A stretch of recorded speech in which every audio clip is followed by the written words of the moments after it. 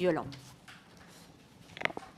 Monsieur le Président, Monsieur le rapporteur général, chers collègues, je vais poursuivre la présentation initiée par Eva et dire que concernant ce dernier programme 181, nous souhaitons également attirer votre attention sur une inquiétude particulière concernant le budget de l'ADEME et le manque de visibilité donné aux moyens qui seront véritablement alloués au fonds qu'elle gère. Les crédits du programme 217, conduite et pilotage des politiques de l'écologie, du développement et de la mobilité durable, représentent 3,2 milliards d'euros, soit une légère hausse de 4% par rapport à 2024.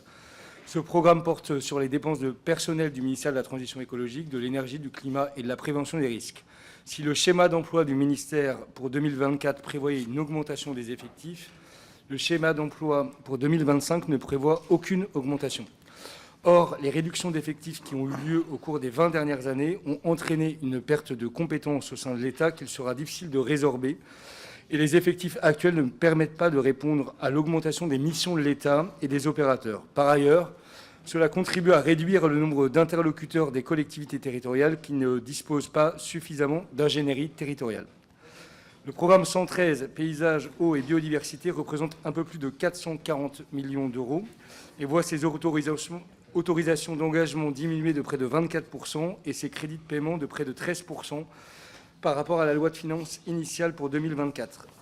Cette situation est très préoccupante et ne prend pas la mesure de l'importance cruciale de la biodiversité et des enjeux, mais au contraire ne fait d'elle qu'une ligne budgétaire, si j'ose dire.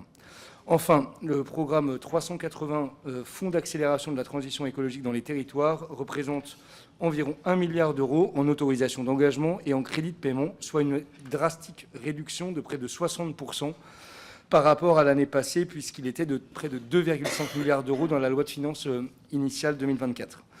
Toutefois, de nombreuses annulations massives l'ont déjà affecté ces dernières années. Dans ces conditions, la réduction drastique des autorisations d'engagement en 2025 fait peser des inquiétudes sur les missions qu'il porte, parmi lesquelles la rénovation, par exemple, des écoles et mobilité du quotidien ou la lutte contre les îlots de chaleur. Cette coupe massive est d'autant plus grave que le Fonds vert est le principal véhicule de l'État à destination des collectivités territoriales pour le financement de leurs actions d'adaptation au changement climatique, alors que ces dernières sont déjà très largement affectées par les choix budgétaires du gouvernement.